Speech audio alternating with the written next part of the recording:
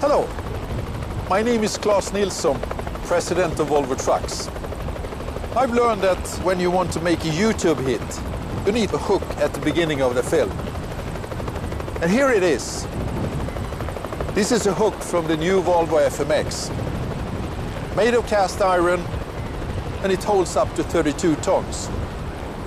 That's far more than this, so you don't need to worry.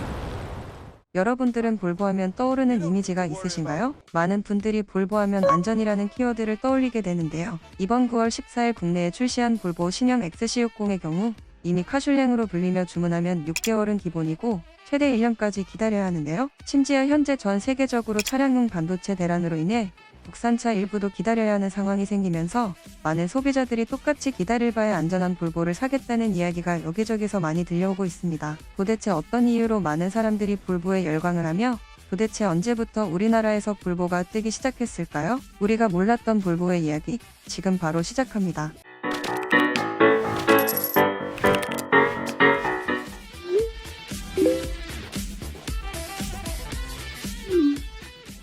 (1924년) 스웨덴의 한 레스토랑에서 경제학자 아서 가브리엘손과 볼 베어링 회사 직원인 구스타프 라르손이 함께 어떤 사업을 할지 랍스터를 먹으며 이야기를 나눴는데요. 그러다 랍스터가 바닥에 떨어지면서 이 장면을 본 라르손이 아이디어를 얻게 되었죠. 우리 랍스터와 같은 튼튼한 차를 만드는 사업을 합시다. 아무래도 스웨덴의 경우 우리나라와는 다르게 날씨가 춥고 험난한 지형이라 혹독한 환경에 버틸 수 있도록 튼튼하게 만들어야 하는 스웨덴에 특화된 사업이었죠. 그렇게 두 사람은 1년 뒤인 1927년에 첫 모델인 볼보 야곱을 개발했으며 당시 최고 속도 90km의 주행 성능으로 탄탄대로를 타기 시작했습니다.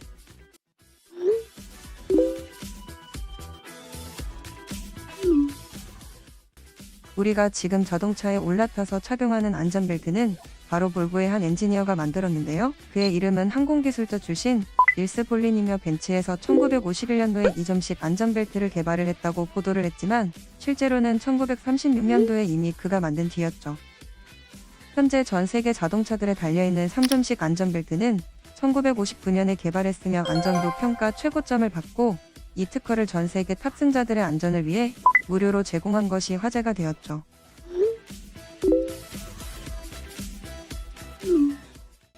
볼보에서 개발한 안전벨트로 인해 부상자가 무려 50%나 감소했다는 것을 알게 되었고 볼보에서는 사고 시에 차량과 탑승자에게 어떤 일이 일어났는지를 알기 위해 1970년도에 자동차 회사들 중 최초로 사고조사팀을 만들었는데요. 실제로 볼보 자동차가 관여한 모든 사고의 운전 당사자뿐만 아니라 경찰관 그리고 구급대원, 심지어 보험사까지 인터뷰를 하면서 데이터를 쌓아왔습니다. 뿐만 아니라 무려 1,000억을 투자해 안전센터를 만들어 자동차를 일부러 박살내면서 지금까지 안전에 대한 기술들을 발전을 해오고 있죠.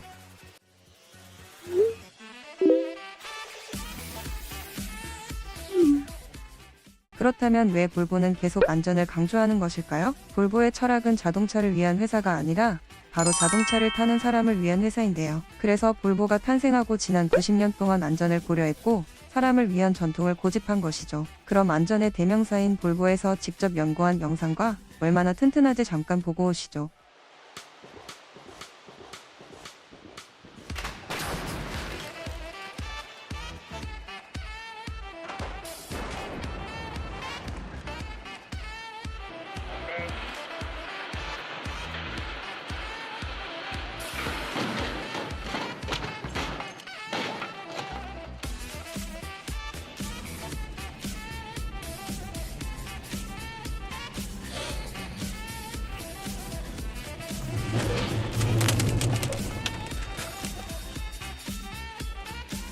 최소 10톤이 넘는 트럭과 크게 충돌을 했지만 뒤쪽은 거의 구겨지지도 않았고 이 정도 충돌이면 적어도 중상을 입을 정도이지만 볼보 운전자는 멀쩡했고 많은 네티즌들이 놀랬죠.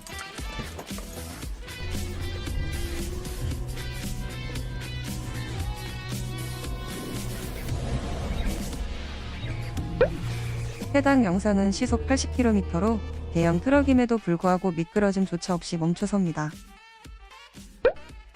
과거에는 성공의 상징인 그랜저만 타더라도 나도 모르게 시선이 향했지만 도로 위에 언젠가부터 수입차들이 많아진 것을 체감하실 텐데요. 그리고 수입차 브랜드들 중에서 언젠가부터 볼보가 많이 눈에 띄는데요. 이렇게 우리나라의 볼보가 유명하게 된 계기는 대표적으로 두 가지가 있습니다.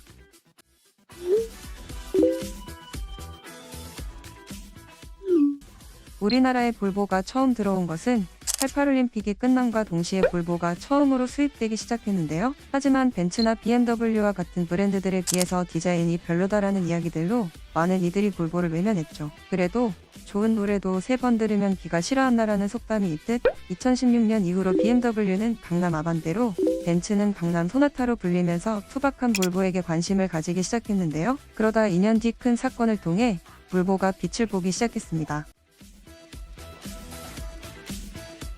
바로 2018년도에 BMW를 비롯한 현대차들이 전국 곳곳 차량 화재가 발생하면서 많은 차주들이 트렁크에 소화기까지 구비하고 다니기 시작한 것이죠. 우리는 자동차를 살 때 여러 가지를 고려하지만 대표적으로 3가지 요소가 있는데요. 가격과 디자인 그리고 안전성이며 2017년까지만 하더라도 3위였던 안전성이 차량 화재의 이슈로 1위로 급부상하면서 많은 사람들이 볼보를 찾기 시작했죠. 그리고 또 볼보가 급격상하는 사건이 2년 뒤에 일어나게 되는데요. 바로 박지윤, 최동석 아나운서 부부가족의 교통사고입니다. 2.5톤 화물트럭과 고속도로에서 무려 정면 충돌하는 사고로 엔진룸은 형체를 알아보기 어려울 만큼 보닛이 구겨졌지만 큰 부상을 입지 않았고 오히려 음주운전을 한 트럭 운전자의 다리가 골절이 일어났죠. 이로 인해 연예계 입소문이 나기 시작했고 이효리 이상순 차로 나오면서 자연스럽게 셀럽차 브랜드로 위상이 올라간 것입니다. 그리고 유튜버 비글 부부 하준맘님 또한 최근에 고속도로에서 25톤 트럭이 뒤에서 박았으나 차에 탑승하고 있던 아기들이 다치지 않아 더 주목을 받게 되었죠. 하지만 이렇게 인기 많은 볼보 또한 좋은 이야기만 있는 것은 아닌데요. 2008년 금융위기로 볼보의 회사 주인이었던 포드가 재정난에 빠지면서 결국 2010년 중국질의 자동차에 매각을 하게 됩니다. 그러다 보니 일각에서는 메이드 인 차이나가 아니냐라는 이야기가 있습니다. 하지만 팩트는 볼보의 기술 기존 소유권은 포드가 그대로 유지하고 지리가 기술 사용권을 얻는 조건으로 인수를 한 것이기 때문에 기존의 볼보 생산 라인과 연구 설비, 판매 구축 그대로 가져왔으며 실제로 지리에서는 볼보를 어떻게 마음대로 할 수 있는 것이 아닌 것이죠. 결국 지식재산권은 포드에서 계속 유지하기 때문에 엄연히 따지면 볼보는 아직 포드가 주인이라고 볼 수 있는 것입니다. 90년 역사를 넘은 볼보의 미래 자동차는 어떤 모습일지 개인적으로 기대가 되는데요. 오늘 알아본 알뜰 상식에 대한 여러분들의 생각은 어떤가요? 그럼 또 다른 이야기로 찾아뵙겠습니다. 시청해주셔서 감사합니다.